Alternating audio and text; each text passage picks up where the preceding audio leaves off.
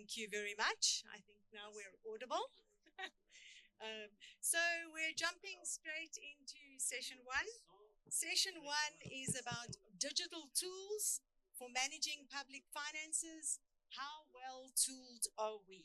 So essentially, we're looking at financial management where there has been a lot of investment in tools, both by countries, lots of resources spent, and also donors and other partners as well.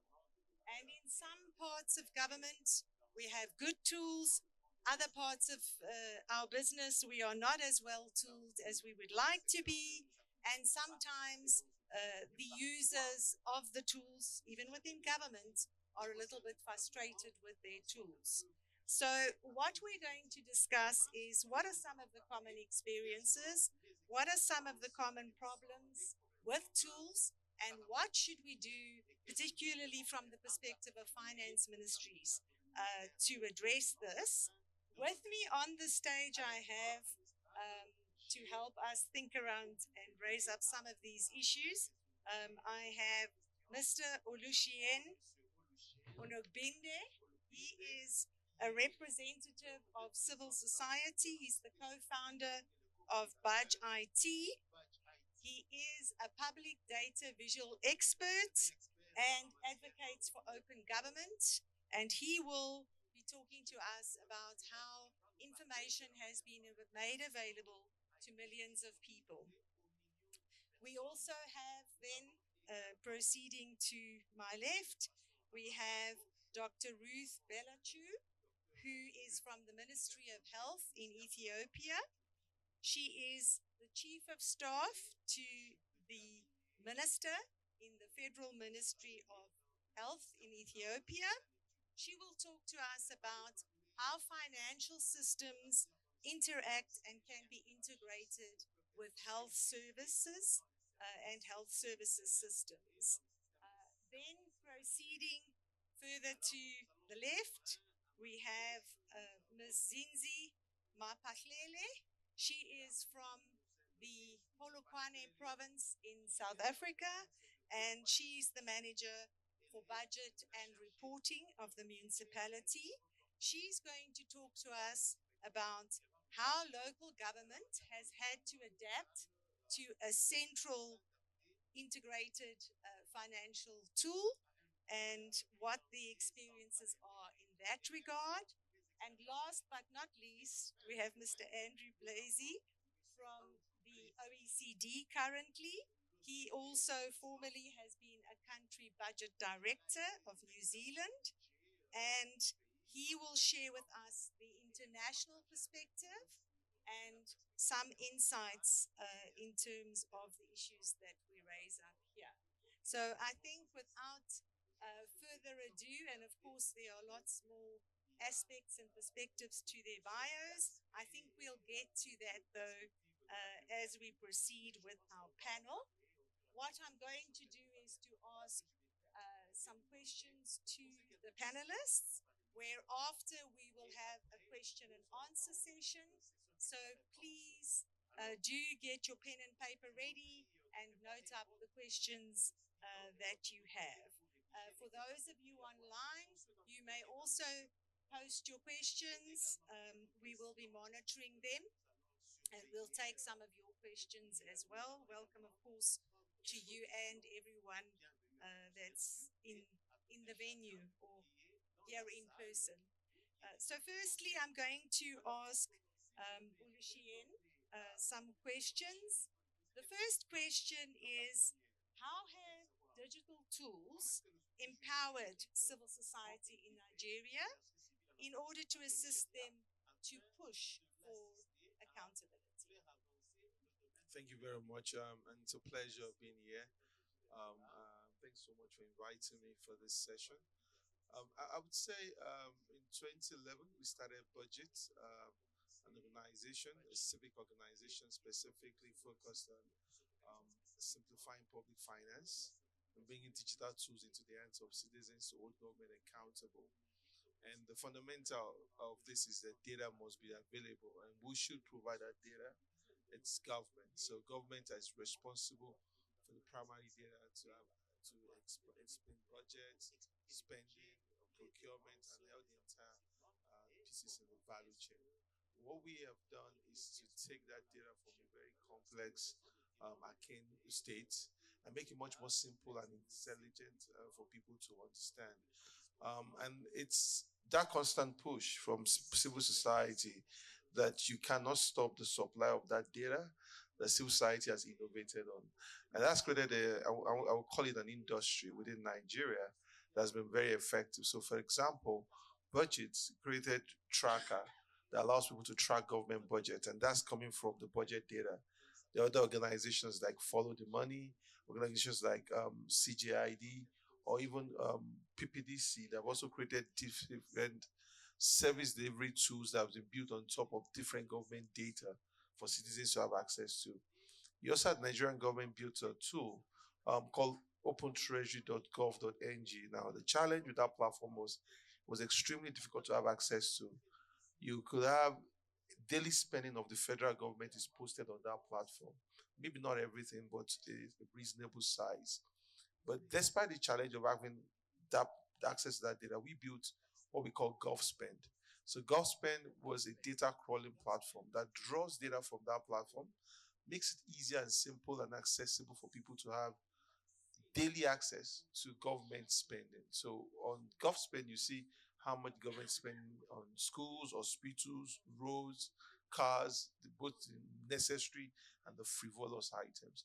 And so the common theme is that there's an army of civil society organizations ready to use data to be able to inform public policy and engage citizens continuously. And government also, and they also act as the police to ensure that there's a continuous supply of data from the side of this government. And most importantly, also, is that government is also now opening up, seeing the necessity for more transparency and accountability in building trust. Thank you very much. I think that kind of puts it to government in terms of the information is out there, the information is being used, the information is being tracked, and I suppose an important point that the information cannot necessarily now again be withheld. So, in terms of this initiative, and it's been wide reaching, what specific challenges have emerged, and how do you think that government can respond to address any gaps? I mean, I try to put in a very rosy picture, but it's not as that simple. There are tremendous a lot of challenges, and one the key challenge we always say is that there is impact measurement is not there. Government puts out a lot of data there, but no one is really understanding, beyond the clicks, beyond the number of views, beyond page views. Nobody's really paying attention to how are people interacting with this data. What are they exactly looking for? What do we need to expand on? What do we need to stop publishing? What do we need to increase more transparency on? Do we need to annotate this data so that there's more nuance and context to the data being provided? So most importantly, we see that the platforms are put out there. Sometimes it comes across that it's a form of obligation, maybe to like a donor, or maybe we signed up to a treaty and we have to keep putting these platforms out there. But there is no constant improvement or constant reflection about the efficacy of these platforms. Another challenge you would find in this platform development is also close feedback loops. It's good to have transparency of digital finance platforms published by the government, society taking advantage of the opportunity on that. But how are we getting feedback from citizens? And it's about, even if you don't, what if you don't build without us? You don't expect us to be involved in it. So institution, it starts even from the development of that. So there was a tool recently built by the Nigerian government, which was meant to rate ministers. And it's based of that tools that ministers will be hired and fired in the country. And the first question I asked is that when you were developing this tool, was there an engagement with the Nigerian civil society and the citizens and critical stakeholders? Because if you don't do that, you might not be building it in the proper mechanisms that can engage citizens. So close feedback loop, in my own view, is not just about when we finish the platform and we now put a message button there, say, give us feedback. No, it's about end to end. We're building this with you. We've taken understanding of the user personnel. We understand who is going to be effective about it, what's most useful to you. Then we're expecting continuous feedback from that community that we're tended, that we have managed. The final point is also about institutionalizing some of these digital readiness platforms because sometimes we're trying to build platforms, but if we don't institutionalize, if there's no digital readiness in government, a government will build it in the twilight of its administration. It goes, that platform degenerates, and nobody's using that data anymore. And another person comes and he wants to build another new shining thing, and we continue in that process. So when we say DPI, and we talked about these digital platforms, it's also about there to be a consistent frame of institutional digital readiness. That is something we have to invest in the bureaucracy and senior leadership to understand that this is just about the response to a each. This is about us institutionalizing this properly in government. So that if we here see public resources that we have to account for it, we have to be mindful of it. If that is our fundamental, that reflects in the tool that's been built, and that's continued over. Thank you very much. I think we've heard there about needing to not just add new shiny things, needing to institutionalize, and needing to focus on what is really, really wanted and what is usable. Perhaps if I can then go over to Ruth and pose some questions to her, please. First of all, what have been the major challenges in integrating the financial management system with the health system in Ethiopia?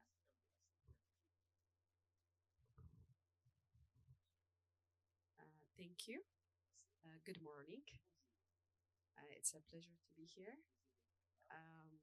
Yeah, I think let me start by setting some context about the health sector in our country. So, in the health sector, we have multiple revenue streams.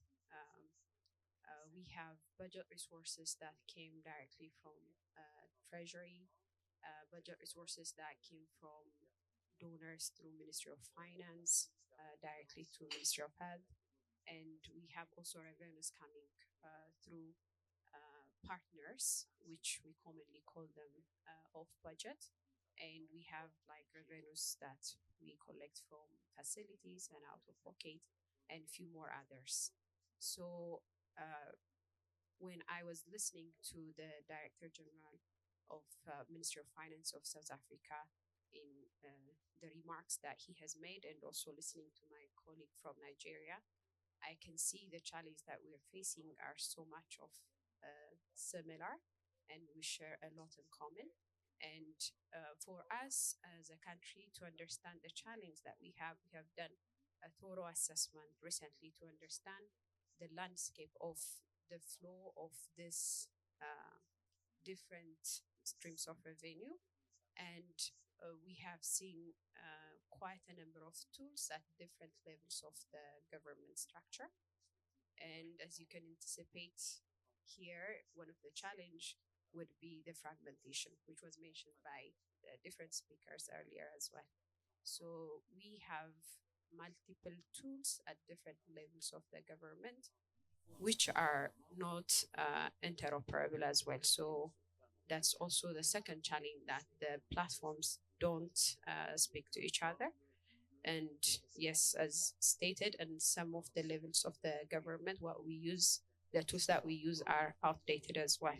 So these are main challenge, but giving it um, more of a challenge to the health sector is the integration to service delivery is not as we need it to be. In addition to this, we have also the human resource aspect, which is the capacity at the different levels to use the different tools and generate evidence for decision making is something that we need to work on as well. So just to mention few of the challenges, this are what comes on top of the list. Okay, thank you very much. There are a few challenges out there. I think Ruth has ably made the point that these are common challenges. I think the context means that perhaps they might be a little bit more nuanced when one gets down to it. But there's a lot of experience and understanding of what the problems are. She's raised up the issue of doing an assessment in order uh, to to understand where one is in the first instance. So, how should these systems be improved to ensure that we can contribute to better health outcomes and also crises response? Thank you.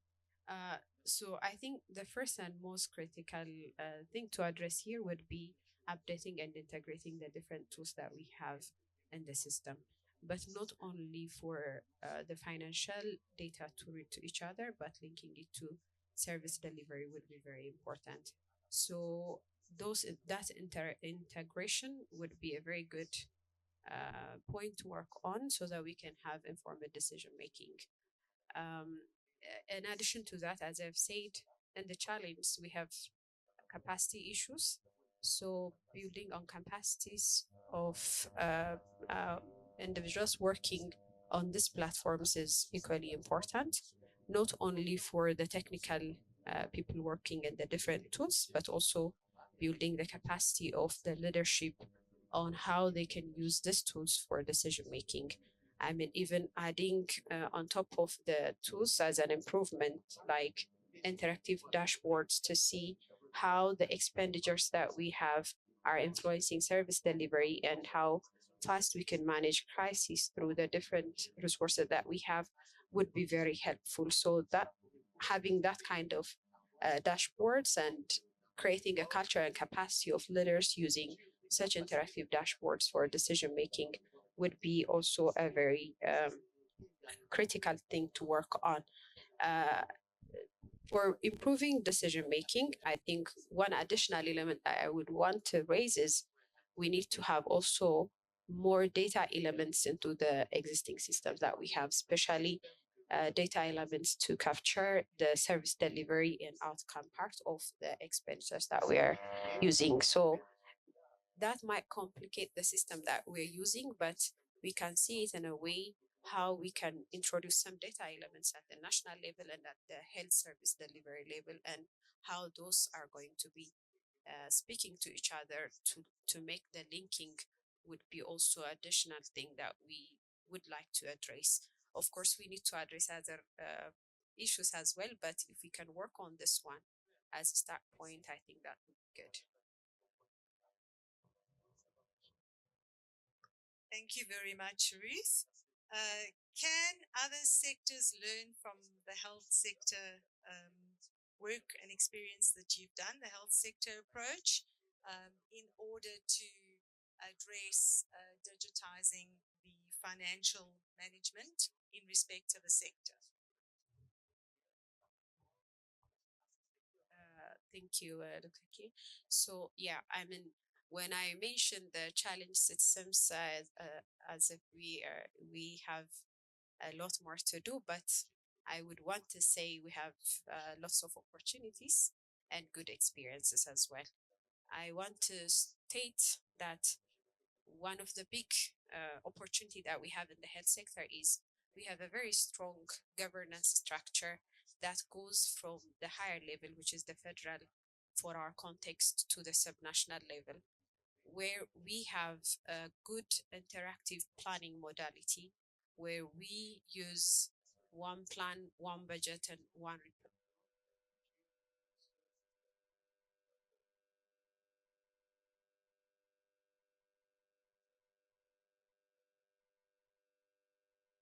digital health information or the district health information system that is implemented across the country to the very lower level. That makes it very easy for us to integrate the public financial management digital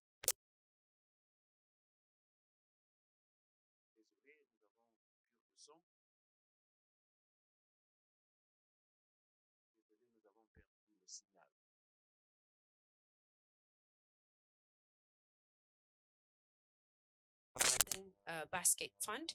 That also makes it easier for linking the health expenditure and the services. And I can say this is a fertile ground to see how we can link or we can benefit most out of digital public financial management tools. Um, and lastly, but not least, is our coordination with Ministry of Finance. You've heard me saying that we have done an assessment to understand the landscape of how we are using the tools, where do we have all the tools and everything. And we have been doing that with a very close coordination with Ministry of Finance. They are working with us from the inception up to now. We are in a phase that we have designed on how we can implement, and we are about to pilot in few of the subnational regions to see how we can work on the integrated platform to inform our decisions.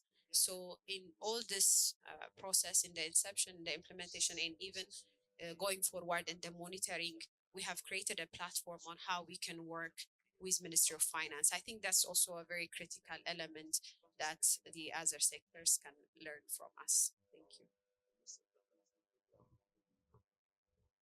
Thank you very much. I'm going to ask Zinzi some questions now from the local government perspective.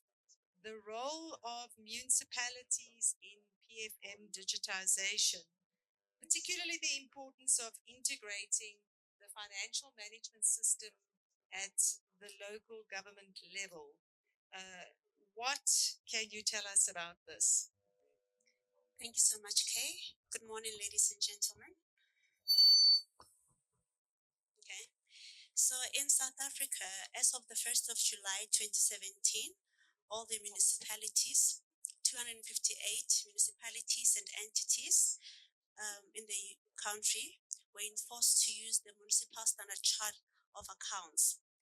Because before the standardization, Treasury reported to the Ministry of Finance reported in Parliament that they are concerned with the credibility of the financial data of local government, because the aggregation of the budget and other information was extremely difficult and inconsistent, because municipalities could use the account labels that they deemed fit. And the definitions and the across municipalities would differ. So that resulted in lack of consistent information across the integrated development plan, which is the 5-year strategic plan of the municipality, the budget, which is the 3-year projections, the service delivery budget implementation plan, which is 1 year, the in-year monitoring, as well as the annual financial statements. So there was poor data integrity and irregular reporting, and this compromised monitoring and oversight by Council and National Treasury. Municipalities only reported on item and their own organogram. So in the absence of meaningful and credible management, we were unable to give better decision-making tools council. So from the 1st of July, digitalization was enforced, and we are reaping the benefits as municipalities, because now we are reporting on a 6-segmented budget, which involves the project, the funding, the item, the region, and it has really enhanced the accountability cycle, because all these six segments are speaking everyone's language. You have the funding segment that is talking to um, the grant oversight department. You have the region segment that is talking to the council accountability, because it has gone and enhanced reporting that well. So we are reporting on keywords, which is a globally unique identifier. So we are all reporting on the same format. As soon as we upload our information on the National Treasury portal, we are able to get our results within 45 minutes. And those results are the ones that are now going to go to council. So we are at a point that the reports that are going to council and the reports that have been submitted to National Treasury are all talking to each other. So back in the day, we would be able to adjust adjust them. Because you find that the councillors, there were some tables that they didn't like, that they would tell us, please remove this because they are not, they did not understand them. And then now we are at a point where we are all getting the same uniform information, and municipalities are now able to compare each other with their peers. Thank you. Thank you very much. Wanted to also check in with you on how this local data contributes to national planning and fiscal responsibility, and also the successes. I think you've alluded to already and probably elucidated the successes of aligning the municipal and the national financial data. But also more specifically, please, regarding the contribution to national planning and fiscal responsibility. So through the in-year monitoring reports that we submit on a monthly basis, Treasury is able to see the performance of the municipality in terms of the budget implementation. So from that, they are able to guide the resource allocation. So as we're submitting on a quarterly basis, on a prorated point of view, we are supposed to be at 25%. So the data set that you are submitting to National Treasury Portal is able to give feedback, especially on the grant management, because now if you're not at 25%, you have to submit your challenges to the National Treasury. And how it also informs planning is if you are overperforming and above the 25%, when it's time to go and revise the allocations come mid-year, what the national is able to do is to take funds from this municipality to the underperforming municipality. That grant allocation will now be directed to the municipality that is performing. And now the data set is also helping a lot on municipal money in terms of citizen oversight. Because on municipal money, as soon as we have uploaded, the citizens are able to see that those projects that were communicated to us during public participation, are they being implemented? Those taxes that we have paid, are they being used in accordance with the budget that we have approved? Thank you. Thank you very much, Zinzi. I'm going to move over then to Andrew to give us some international perspective. Beyond our continent, I think we already have some of the issues that are being grappled with, some of the successes, some of the remaining areas to amplify. What are some of the practices that are emerging from the OECD countries to balance this centralization and localization of digital tools and financial tools more specifically? Thank you, Kay. It's wonderful to be here. In fact, it's a real privilege to be here and to see a room that's completely full with people in terms of supporting how important this topic is. At the Organisation of Economic Cooperation and Development, I get asked when coming to events like this, why is the OECD here? And there's a very short explanation for that. When you look at CABRI SBO, senior budget officials, we at the OECD senior budget officials. So you have CABRI SBO, OECD SBO. We're a membership-based organisation as well, and on the SBO side, work predominantly with ministries of finance. And so therefore we find that we might speak different languages, but budgeting has its own language.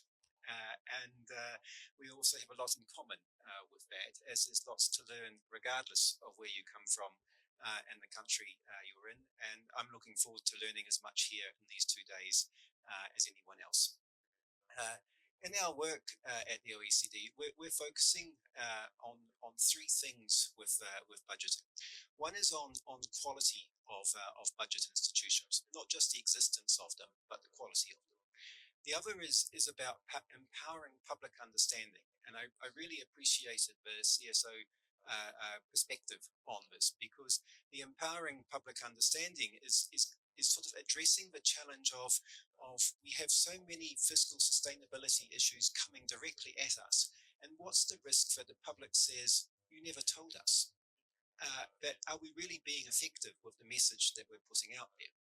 And then the third and final area, is looking at strategic budget initiatives, things like climate change, gender equality, topics that go beyond the boundaries of one ministry and are all of government in their effects and in their impacts. And each of these three issues have a central reliance and importance on digital solutions in terms of effectiveness. You ask about centralization versus localized solutions, and this is an area where what we think might be in place isn't the reality. That the idea of OECD countries having a centralized finance system, only about 30% of them can say that they've got that. About 10% say that they've got decentralized, localized systems where there is one system in each ministry that is connected together. And about 60% are hybrid or somewhere in the middle of that. But the idea that, if you're from an OECD country, you'll of course have a central system that's all connected, that's not necessarily the reality. And it reflects the fact that these, as we heard from the Director General, these systems contain many components. Whether they are fragmented or not is actually a point of perspective. Some of them are separate by design because of complexity on payroll or fixed assets or the particular ministry it's from. So there can be good reasons for it. But it does show that these systems are also complicated and have a particular purpose to what they're serving. One of the second things that I think is surprising, and I'll stop with the two and pass back to you, is that these systems don't necessarily integrate performance information. Performance systems are often separate in terms of identifying what is the program, what are the performance measures that relate to the policy objectives that are being sought. But the finance system has its own complexity. The performance system will have its own complexity. Only 3 or 4 countries that we've surveyed will have that integrated into a single system with financial and non-financial accessible in exactly the same place, as opposed to being brought together at some point and customized to recognize that what you produce in the material actually depends on the audience. That what a politician is going to need for approving a budget will be different from what a civil society member needs to look at the information and establish a view on trust and information, as well as a sector perspective on what does the health sector need relative to, say, education. And so, again, some good reasons for why they're separate, but maybe not intuitive to think that they would be. Thanks. Thank you very much. So, lots to do, lots of different ways in which to do it and in which it is done. Lots of good practice, lots of things that will be re-looked at, I think. From that international perspective, what can governments do to ensure that their tools are future-proofed and can meet new challenges that are currently arising? You saved a tough question for the second question, a warm-up question, and then the tough question. Future-proofing, that it's a great question because these systems are so expensive, not only to put in place, but also maintain. And it sort of shows that these systems survive because there are champions there to back them, to support them, to have the governance arrangements to ensure that they are effective and operate. When we talk about future-proofing, one of the other observations we have from looking at OECD countries is that 75% of their finance systems are more than 10 years old. And so it's not as though a finance system is suddenly new or necessarily is replaced on a regular basis. These are stable, critical, and long life assets. The other point that's really interesting when you say future proofing is that ministries of finance are actually in the business of current proofing as well. These systems, when they were purchased, are not the same, or built, are not the same systems now. Keeping these systems alive recognize that needs change every budget, that the size, shape, and priorities in government change, and that can often lead to differences and new features in these systems. And so the flexibility to keep them alive is also crucial. It means that when we're looking at that criticality, that ministries of finance are focused on not missing a debt service payment because the consequences may impact the credit rating, that contract payments are fundamental so as not to be in default, that the accuracy of the financial statements are crucial so that the audit statement is not qualified. These are critical systems that underpin the importance of an FMIS or similar piece of technology, but also that there is a stakeholder community, whether it's in a sector, whether it's in the CSO, that also needs the information. And so with that complexity, future proofing, well, current proofing is an issue there too. But the current proofing does show that this means that ministries of finance still have aspiration and are still innovating and changing the systems. So looking at artificial intelligence to say, how can that be used in forecasting a medium-term position? How can it be used in monitoring the implementation of a budget? How can it be used to help present the information transparently to the needs of the user, so it is user-driven? There's also business intelligence. How is analytical information being prepared, and what new technology can be brought to an FMIS or similar system to improve the analytics, to improve the information that's available from within it. And then within that, there are things that, such as robotic process automation. How can narrow technical processes be made more efficient, made more accurate to improve the quality?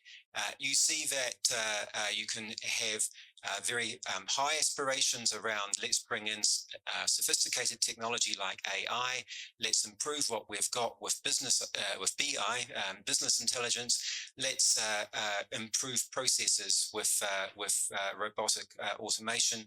You know, there are so many different angles, so many different ways of bringing technology into this digital era that we're talking about. It all appears more complicated and more exciting. And of course, with every complication, there is an added opportunity, which I think Ruth had pointed out to us, and Zinzi too, in terms of opportunities. Andrew, last question to you. Are there any other experiences from OECD countries that you would like to share with us that can be used to leverage in other global contexts? I think you know, some of the response to your question actually comes from the other panelists here too, and that was really struck by Dr. Ruth's comments about the usefulness of leveraging experiences from other ministries in the same way that you can look at other countries, but you can also look at ministries too. So it's sort of an extension of the same question. And I think some of that leveraging and common understanding is that the motivations for improving the systems around inefficiencies where the costs just become too great, or that a system is no longer supported and change is needed, or it is no longer compatible to join up across systems, all get to a tipping point. And those issues, we are seeing that they're the same in OECD countries as what we're hearing from you know, all regions as we look across countries generally. And I think that understanding the basics and the environment that we're in is probably the common and key area to make sure that we're moving in the right direction. On that, one of the phrases that I like using is to let the chefs design the kitchen.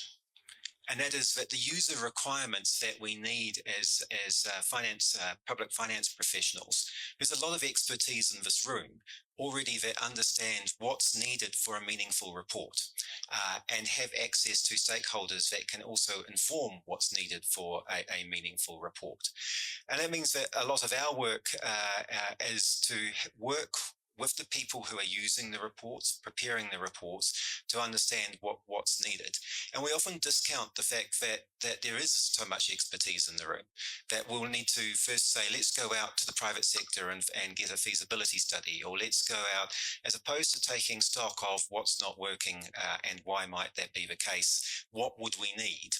And find that the enduring aspects around future-proofing, the enduring aspects around responding to stakeholders are actually very localized to understanding our processes in ministries of finance to what we need. And bringing that together, I think, is an absolute core aspect. I would like to just, it wouldn't be a room of budgeteers without touching a little bit on cost, and to know that well, we all know that these systems are expensive. We all face challenges in our budgets. That how much is technology across government, and that is a growing area as it of cost as it responds to the needs of users and of citizens and of sectors. And to recognise, I think the point that was raised about capacities in terms of staff to actually support these systems is something that is common across all ministries of finance. And I think the reason why I mentioned that is that we talk about the relationship with ministries of finance, and Dr. Roof's point that actually line ministries are impacted too. As we go through these transformations and understanding our current state with needs assessment, as we look at how do we go through the transition and then also think about the future state, we're not just taking ourselves and the supplier along for a journey, we're taking the line ministries as well. And that actually says there's quite a large resource commitment by a Ministry of Finance to embark on these processes. And what we, I think, are able to share from our experiences is just what shape and size is that for a Ministry of Finance.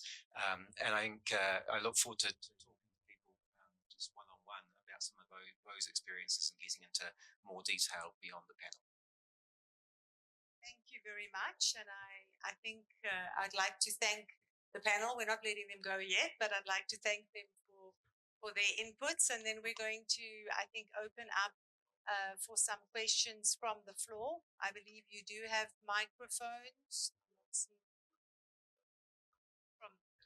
I'm taking questions from the floor.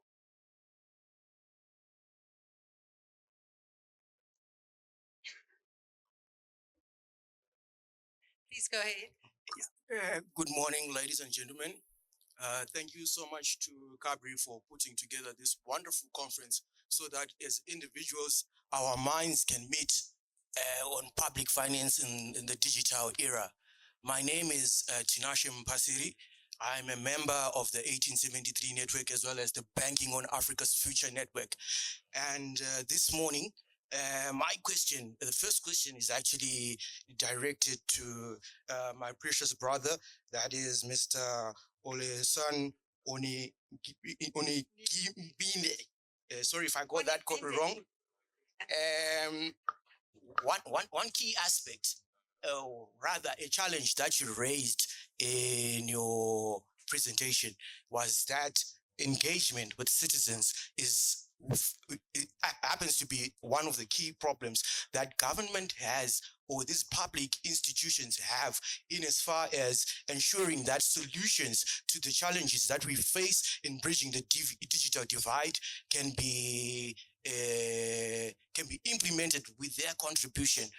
And Mr. Andrew Blasey also highlighted something interesting in as far as public engagement is concerned. So looking at that challenge as far as public engagement is concerned and the role of citizens in also aiding their voice to these key conversations, do you think that media has a role to play, and in as far as the role that media is playing, there is a challenge in illiteracy around the role that citizens ought to play in a constitutional democracy when it comes to public finances and their role to ensure that public office bearers raise awareness, especially when it comes to such issues as public expenditure and ensuring that we build an Africa that is prosperous for all, with every voice adding their solution to the problems that we face.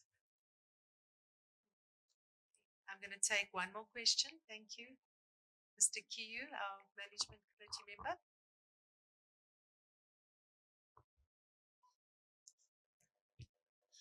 Okay. Thank you very much. As the executive secretary has introduced me, I'm Samuel Kilu from Kenya. I'm part of the Capri Management Committee.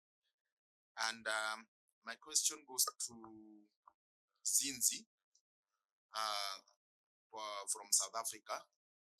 I think you talked about the challenges that you face as a country in terms of the digitization and the chart of accounts.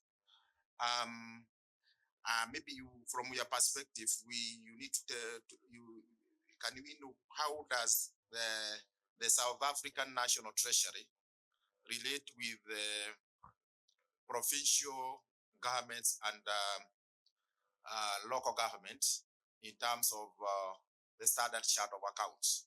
Who is in charge of the standard chart of accounts? Do local governments and provincial governments use their own standard chart of accounts? In terms of public financial management systems, what role does the South African Treasury have in terms of now the public financial management systems that are run by different local authorities and provincial governments? Thank you.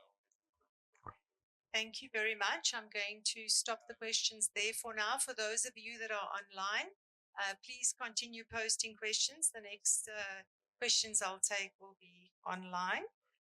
So the first question about public engagement and how that is brought to bear, the role of the media, how this all contributes towards decision making and refining some of the solutions to issues that are raised. I'm going to ask Olishien specifically to respond as there was a request for that. I'm also going to ask Andrew. I think he was also specifically mentioned. And then perhaps if Dr. Ruth would like to add, she may. Zinzi, I'm going to let you pass on this one because I think the last question is for you. I'm just going to. Thank Dr. K. Thanks so much for that question. And I'm happy that we're emphasizing the role of public engagement. I think happy that this is a big issue. And I think you mentioned two things: one, media, and also the civic literacy to absorb this information. Extremely important that we also understand that when we build these tools, we must ask ourselves, what is the language of the tool? Is it complex? Is it still extremely technical? Is it still esoteric at that gain? Because we might be building tools for macroeconomic experts, FPFM experts, people who have high level of education or exposure. So the language is critical. For in budget, we do pidgin. There's this colloquial English that people speak often in Nigerian streets, and we try to bring that conversation in those manners. And we've done Hausa in the north, just to be able to strengthen engagement. So it's very important that as we build these tools, as we build digital tools, we also put localization at the front on this. The second thing is also the type of tool we're building. It might look nice, the UI, UX might be great, but at the end of the day, to what purpose it's that tool? So when we talk about technology, we're discussing a spectrum here, because you might build an app and the app has 5,000, 10,000 downloads, and that's just it. You might build a website that is much more mobile friendly and people can switch narratives. Or you can build things. For example, in Nigeria, we built a website called Public Money or me.budget.org, and it's simple. LG allocations in Nigeria or state allocations in Nigeria, subnational allocations specifically, become a huge situation in Nigeria just because there was a Supreme Court ruling that says that local government, which we call councils or counties, should receive their money directly. That it should not be routed through the state because the states have hijacked that process for their own benefits. Now, people are now eager and excited to know how much does my local council even receive from the central boss. And we built a tool around that. And the tool was simple. You receive an alert every month, and you receive an email alert to say, this is how much my local government received. And we didn't want to put too much barriers into people having access to that data. And before we knew, 140,000 people signed up within a single day. So it's also very important that when we're building tools, we're not creating barriers in terms of access, because people have too many things going on in their lives. And when they find it challenging for them to have access to, they just turn off. The last thing is the spectrum of interpreters. That's what I mean again. It's my last point. Because when we're building this community, we also must understand that civil society exists in a spectrum. Budget is maybe a national non-profit. We have some deep roots in local systems in Nigeria, but we can't say we are fully a local organization. I mean, in terms of localized kind of work. I mean, we would not say we are there like another organization will be there like CLP. So it's also important that when we are building this tool, we speak to a spectrum of people.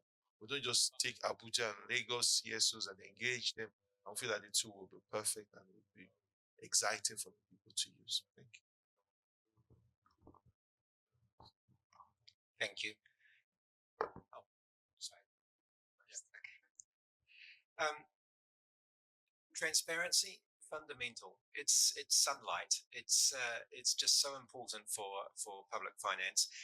Interestingly, though, we find in our work that it's not static, that it keeps evolving. What was considered transparent in 2018 or 2010 is no longer an acceptable standard anymore. If you're putting a PDF on your website, well done, that's great. But actually, as we heard, there are so many more aspects in terms of translation into local language and local dialect that HTML to access it, to do that now just becomes a new standard for getting the message out there. The role of media, I think that's a great question, because just like things evolving, that's being challenged. When a budget's released, I think for all of the budget directors and budget Ministry of Finance people in the room, you'll be used to doing a media lockup or media briefing of some sort at the time when a budget's produced. And what we find now with social media and other forms of communication is that the definition of media is not the same as what it was a few years ago. That we receive our messages from sector groups, from the health sector, from insurance firms, health insurance firms, that are telling us about how the budget is relevant to them and you as a customer of their service or part of a sector, and realize that accredited media is a very narrow view of media to get the message out. And so that challenges whether our budget processes are actually meeting the communication needs or should be looked at and reviewed to help be more effective in our communication. I also really appreciated the question because of touching on the point of literacy. You know, we talk a lot about financial literacy, but in this room, we're actually really focused on fiscal literacy too, and realize that there are completely different, although related, set of challenges in understanding that it's not just expenditure, it's revenue, it's debt, and how they come together, and you know, how to get those messages across. We did we reported recently on a piece of work that asked politicians what the difference between $1 million was and $1 billion. Less than 50% got it right. And so, you know, if that's the people who are approving a budget, then what does that mean for the people who are in the public or in local government or in a sector trying to read the budget and understand it? So we have challenges around how we present, how we think about the needs of our audiences, and again, technology can play an important part in this. but so is just the understanding of these are the challenges that we should be looking at. Thank you.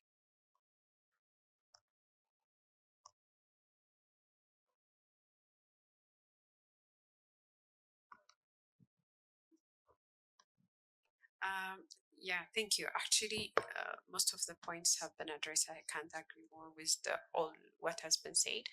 Maybe just one point would be if the role of the communication is to enhance transparency and accountability, making sure that the audience has the literacy and understanding of what we're speaking about is very critical.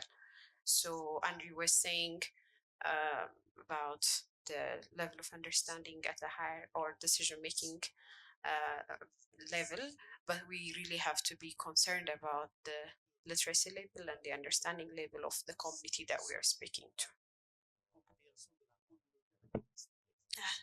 Thank you so much.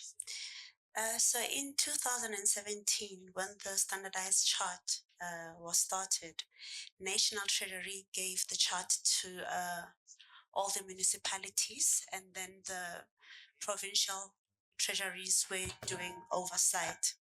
But as time went on, we are all now able to contribute towards the chart, because I think Treasury could see that if we make it like a user group, we were going to find more challenges, and then the project was not going to be implemented because, you know, the fear of change was one of those things that are going to contribute to the lack of progress. But year on year, what happens is we have all these user groups where the provincial treasury, they are able to consolidate the issues by the province, and then they are contributed to the municipal standard chart of our county department, and all of our inputs are considered and consolidated, but based on whether they are valid or not. Sometimes they can go against the MFMA or against GRAP. So all that due diligence is taken into consideration. Thank you. Thank you very much. I'm going to ask to move on then to questions from the online audience.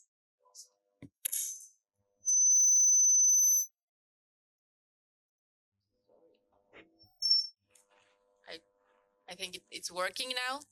So we have a couple of questions from the online audience. First one, for the representative of Ethiopia. She discussed the capacity development of civil servants. What is the most effective approach for enhancing capacity development, training sessions, ongoing coaching? Also, for Andrew, there was a mention that only 3 or 4 countries surveyed by the OECD have performance systems and finance systems that are well integrated. This person is asking if you could speak a little bit more of those examples. And finally, we do have a question for the panel that's open. How do you address resistance to change from civil servants in the implementation of a new IFMIS or integrated financial management information systems in your respective countries? Okay.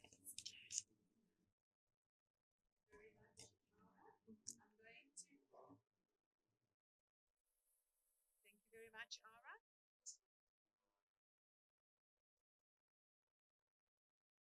Thank you very much, Ara. That's better. Thank you very much. I think I'm going to hand over to Dr. Ruth to talk about the capacity development of servants. Thank you, Kate. Thank you, Aura. Yeah, I think prior to the capacity building, I think addressing the number of workers in the civil service on these tools is also very critical. We have very few of them working in the different levels of the government, but for those who are already there, capacity building, I think not only for this specific topic, but for all other capacity building initiatives that we think of, the old modality of collecting people and telling them about what they have to do is not working. So the preferred modality would be coaching and mentoring, and also identifying the actual gaps that they have. I mean, doing an assessment on what the gaps are in terms of using these tools, and designing capacity building modalities to address those would be more efficient. And of course, we need to see and evaluate whether it's working or not, and iterate the process of designing the modalities that we use. Thank you.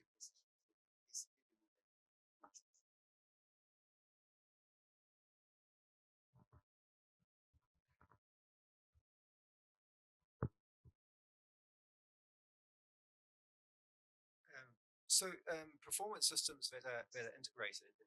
Maybe if I just step back for a minute and say what are we talking about here, or what do I think we're talking about here?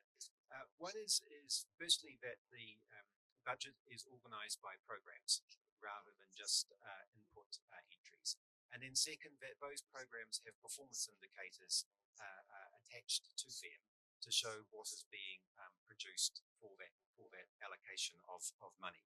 For OECD countries, nearly all of those countries use performance budgeting in this way. Is it a perfect tool? No. Does it need to be refined? Yes. And OECD countries come together every year at the OECD in terms of talking about ways to try and refine and improve that.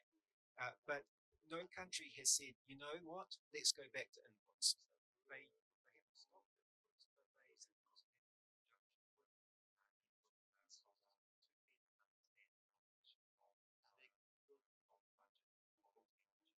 and what has been achieved.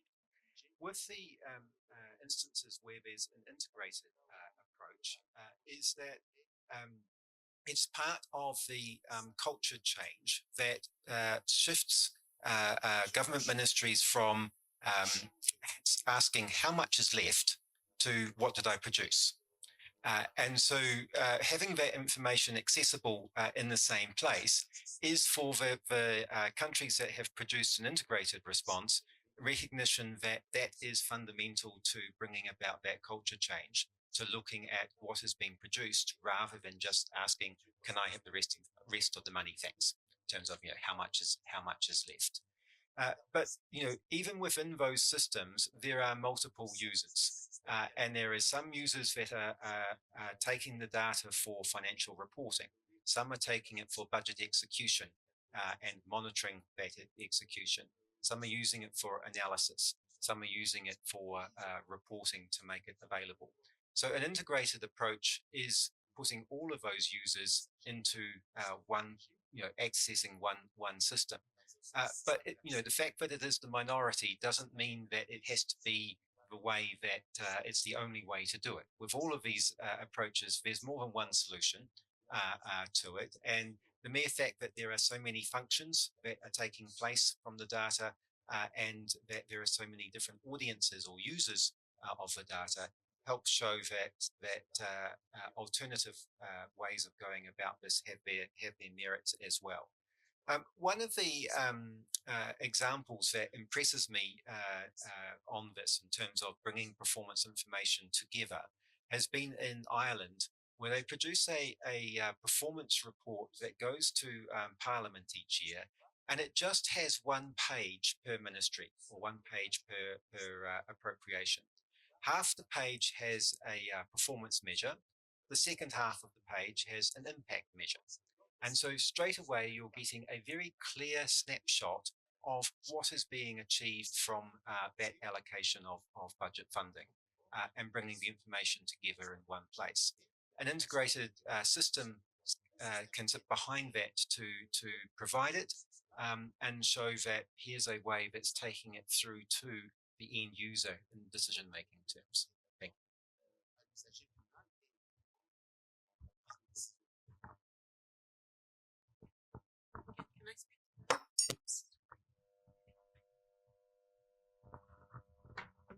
Apologies, we seem to have only one microphone up front. It was just to move on to the next question on what can be done or what is done from a country perspective to address the issue of resistance to change. I'll just hand over and we can go to the left. Okay. I mean, I would start a bit and I would say that there are three things I see. One is to understand the culture of the government, because I mean, wherever you see as an offshoot of even resistance to accountability, lack of transparency, or lack of civic engagement, this stems from the culture of the government. If the fundamental framework of the government is that we're going to be an accountable government, the entire system shifts in that direction. So it's just us for us understanding the cultural architecture of that government. And I'm not talking about just the Ministry of Finance, I'm talking about the entire whole government, and see that where is our biggest opportunity to push? Is it the whole GP framework that will be our vehicle for that? Is it that there's some form of framework that we'll have to build so that we can make it imminent that civic engagement, transparency, accountability is critical. And once that happens, you see that the entire system begins to shift in that direction. Because when we talk about civil servants or bureaucrats and resistance to change, it also comes to my second point, where is the incentive? What's the incentive for them to change? Is that there's a prize at the end of the day? Is the government going to be given some form of benefit? I saw Stephen there of the World Bank. They ran the SIFTAS program in Nigeria, where the state governments were given money to be accountable, to publish their budget, and to meet some several transparency metrics. Prior to SIFTAS, we did the law pushback to state government. Out of 36 states, we only got 10 states consistently published their budgets. Immediately, the World Bank put money on the table. 35 out of 36 states now publish their finances and the budgets. So, quietly, but the money is not going to be there forever. But firstly, you've set an incentive framework that people want to be able to receive some form of funds. And they know that why would we not even do it anyway? We are supposed to do this. The third thing is also now, how do we now sustain this? And the only way you sustain it, that there are internal and external push factors. You are going to empower civil society to continue to be a watchdog on these mechanisms. You're also going to be able to find champions inside government who are also going to be able to consistently ensure that those standards keep being met. I think that's just the way I'm seeing. Thank you. Thank you. I think I agree with the points raised on the culture and incentives, and I just want to add a few more points. I think engaging the users in the designing of any platform would improve the change, the resistance to change. So, what would it solve for the users is the critical question we need to ask as we design or implement any platform. If that is well discussed with the users, that would lower the resistance for change. The second point I want to raise here is that would inform us on how we can have a user-friendly tools. So that's also something that we can raise for easing the resistance for change. If it is complicated and difficult to use, that will obviously increase the resistance to use these tools. So this are additional points. Thank you. So with municipalities, how they were nudged to comply with the Municipal Standard Chart of Accounts is National Treasury was going to withhold the equitable share. So most of our municipalities, unlike the metro municipalities, are grant dependent. So the thought of losing equitable share was going to affect the performance and also the ability to give service delivery to our citizens. So that nudged the municipality to comply. With that also being said, we know that the standardized chart of account was a business reform. So there were user groups for each and every department, trying to show them the benefit for each and every department. So as I mentioned earlier, was that this reform speaks everyone's language. So when you're speaking to a councillor, you'll speak about the region. You'll be speaking about his ward. When you're talking to the planner as well, using the region. When you are talking to the CFO, then you can use the item. When you're talking to the asset management team, then you'll be using the project segment. So that really helped us to get the municipality to embrace this business reform. And then all of our forms within the municipality were changed to include all of the 7 segments. And as much as you're speaking about digitalization, but with that one, you had to go write it down manually so that you sort of get used to knowing that, okay, if I'm going to be submitting a check requisition and the funding source is a grant, does it meet the grant conditions? So that was just to get everyone in the municipality to have this standardized chart embedded into our systems. And now what Treasury is also doing is all of our data sets that we are submitting to National Treasury. Now the South African Revenue Services is also using that for the VAT returns to verify that the information that you have on your system is uniform. Then you also have Statistics South Africa that has also gone and designed their input forms to speak to this standardized chart, so that now if you're not complying, if you're not embracing it, if you're not changing, you're going to find yourself in a very unfavorable position. Thank you so much.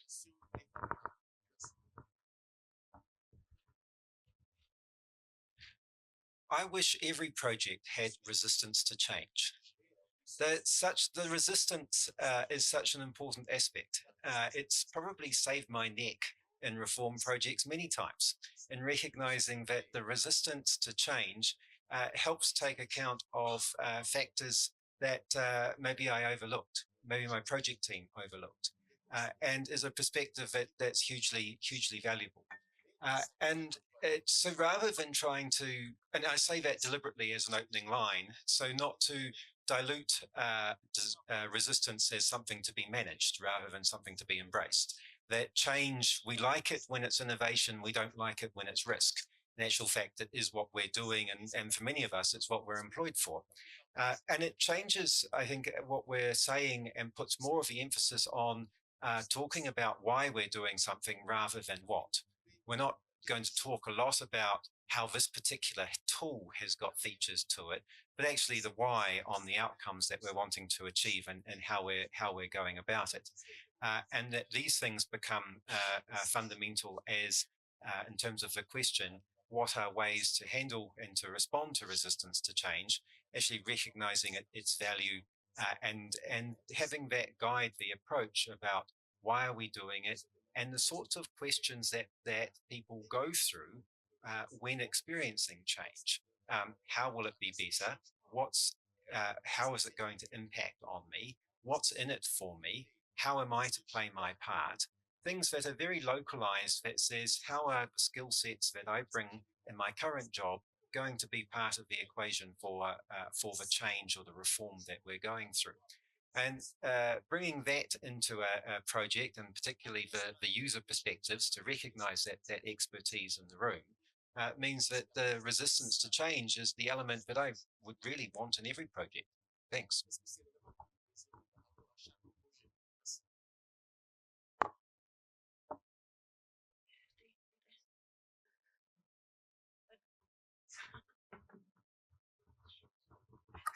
Apologies, technology issues. As you can see, the manual systems also still work. I just wanted to check for another round of questions, if there are.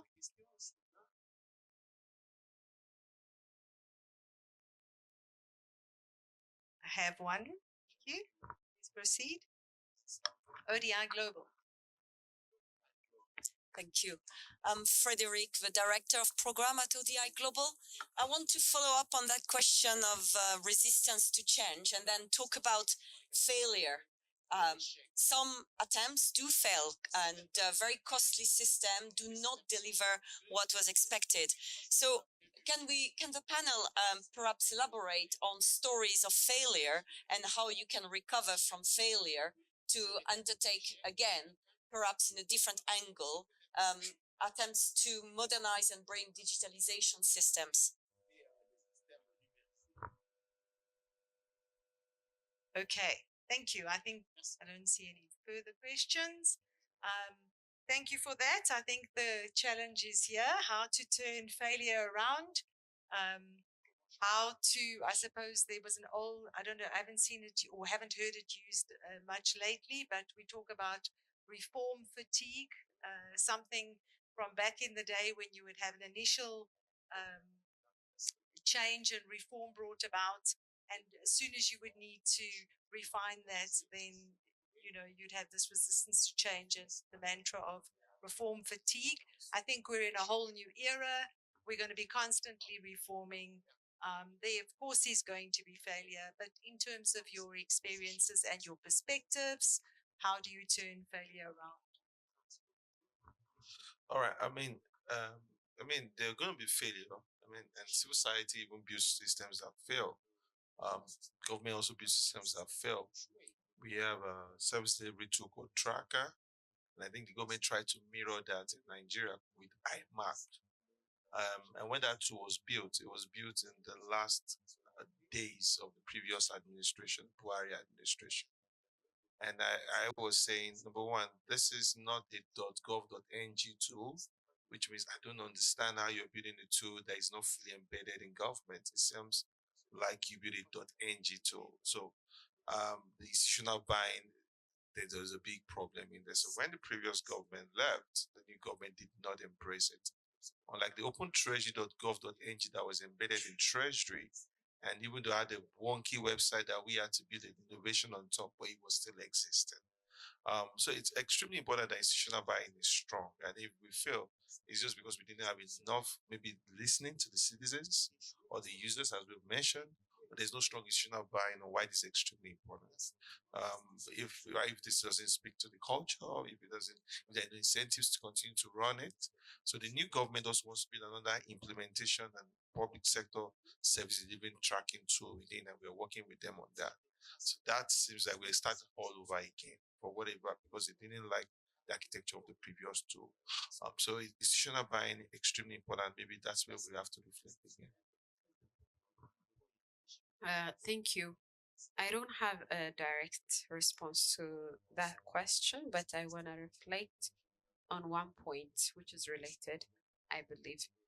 So in the previous reflections that I was making, I was talking about the assessment, the landscape assessment that we are doing in the country. And I had the privilege to lead that. And one of the points that I was emphasizing as we do that work was, let's understand the problem. So this is a core perspective in project management, as you all might know, but let's not rush to give the solution. Let's just understand the problem. And I was asking my team again and again, why? What's the problem? What's the underlying problem? So I am saying this, that would prevent um, a lot of chances of failure.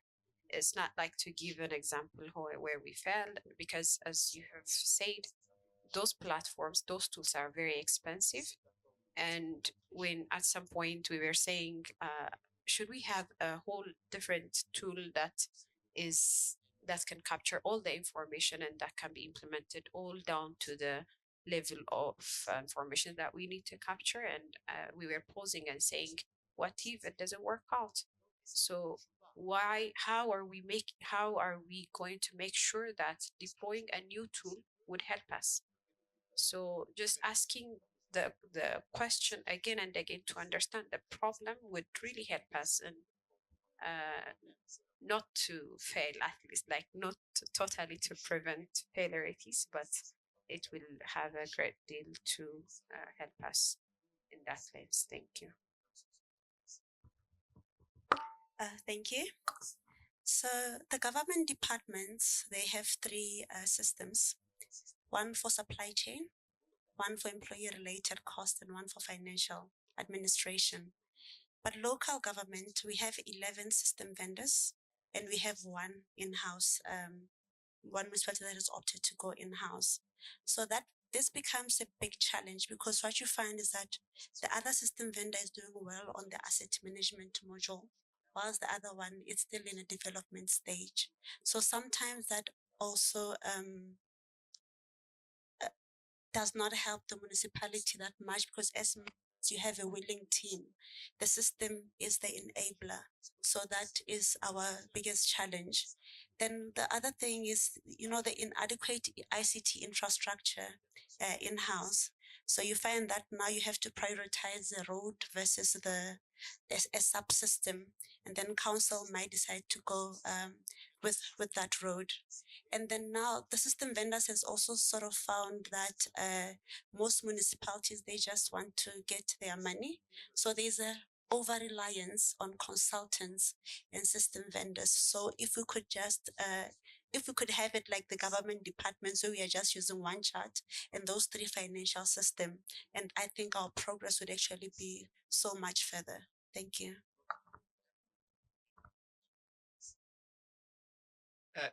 It's a great question because I'm sure that in the public sector, failure is just not in our DNA. It's not something that we like to take to our minister. It's not something that we like in our reports in terms of under-reporting on a performance measure. And so, it's just makes us uncomfortable the minute we hear the word. And yet, the irony is we actually work with it every day because we change the design of programs frequently in terms of taking data and saying, are the results from what we're doing meeting the policy objectives? If not, let's refine it and improve what we're doing. If we say we're refining something, refining is an acceptable word. We don't say we failed and we're redesigning the program. We say we've found a way to improve it. What impresses me is where these processes exist to have feedback loops, to capture that early, to make it part of the culture of how we operate. And recently, we have seen that brought in a systematic way to government. I found that particularly impressive. Two examples that stand out for me. One is in Ireland, again, favourite to the Irish in the audience. There we go, hand wave there. Is they have the Irish Economic Evaluation Service, which is where systematically across all government departments, they undertake evaluations of how our policy is being implemented relative to policy objectives. And the reports are public on the website that are showing what was found and some recommendations for it. Now, the first couple of reports, you'd say, oh my, they found something that wasn't right. But actually, after they've produced 200 of them, it is part of the culture of government now to see that that is an asset, a repository of information that wasn't previously there to help with the addressing failure and providing refinements that can be built into policy. The other one that impresses me is actually the United States that passed legislation in 2018-19 on the foundations of evidence-based policymaking. And one of the two aspects of that, firstly, they recognized that evaluation was a management function that should sit at the executive table as much as finance, human resources, or any other management function. But it should be explicit and have a designated responsibility there. The other thing was to actually ingrain it very deeply into the organization. And one of the things it asks for of federal departments and agencies is learning agendas, where you ask questions about what am I curious about in the way that my program is being implemented. So it's done by the people who are responsible for implementation, and it is looking at something that they're curious about. In other words, catching something before failure. But recognizing that it's acceptable to do that within the organization and report it through. And fantastic just to see the results that have come through, to know that it's difficult to implement, but that it's one way of bringing about a cultural change to look at the risk of failure and ways of improving what we're doing in our daily work. Thank you.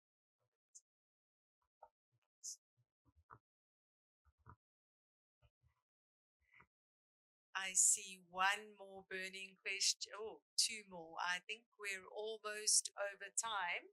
I'm going to Maybe if it's a very short question and posed only to one person, I'm not going to go through the panel again. And I'm going to sacrifice the closing remarks of the panelists with their permission. Please go ahead.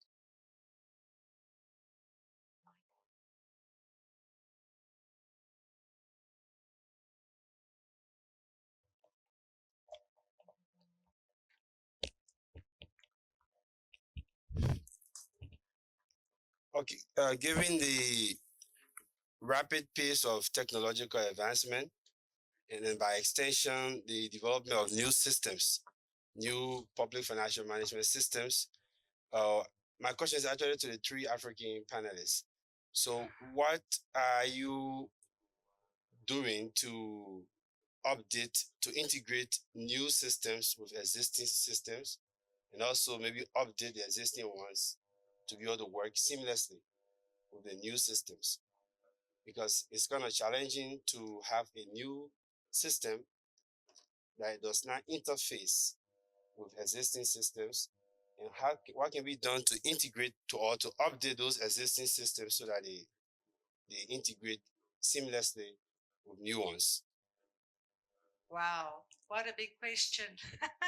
as a quick question, I'm, I'm not even sure how I'm going to root this meaningfully. I see Olushien wants to pass. Let me hand it over. A quick sound bite, please. I think you all have spoken to interoperability and whether or not you have a single system with various elements, or whether we're focused on how they come together and for what purpose. But perhaps if you can answer directly, I think this was more about technologies. Thank you, Kay. Yeah, I think it's more of a question to a tech perspective. But just to speak one experience that we have in the country now, the procurement system that we were using was just like the one I described for the other health sector system that we have, which is fragmented and different tools at different levels. And now we are introducing a new ERP model for the procurement agency, and as they develop that, they are making sure that they will integrate with the existing systems. So I think now there is the awareness of the importance of interoperability and any new technology that's coming up, and we are also talking about open source, easy to use digital platforms now, and those initiatives will help us to integrate the existing ones with the new ones. So this is, I think, the initiatives that most countries are heading to. And I can, as I've said, I can give the example from Ethiopia, I think. Thank you. So in our case, municipalities were given a chance to acquire and upgrade all their financial system to be able to accommodate the chart. But on top of that, going forward, if we are looking for any third-party system, it's a requirement for that system to be compatible with all of the charts. And then it's something that the system vendor can get penalized on if we were to find out that it's not compatible. Thank you. Thank you for the question. As I heard the question, and apologies if I misunderstood, but I actually heard a governance question more than a technology question.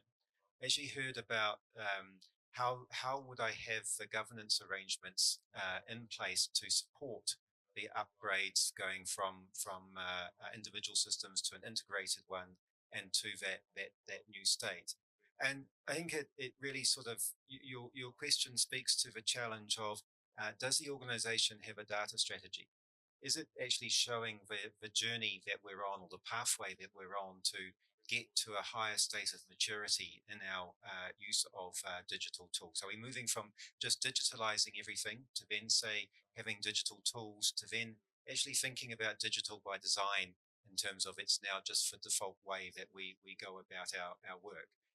That something like that is going to then be instrumental in thinking about how to make those shifts as you take upgrades. But the other part of your question I hear is the fundamentals are important. Having the basics in place of is my data structure up to date? Is the architecture there one that can be supported? Because those fundamentals are ones that are going to increase the lifespan of the existing technology, reduce the risks of transfer to new technology, improve the accessibility of it. These again are neutral on which tool we're talking about, but are fundamental conditions for being able to undertake reforms in the first place.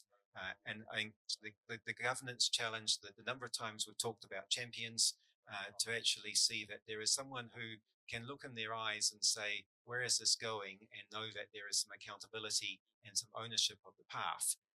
And I hear that central to what you ask. Thank you.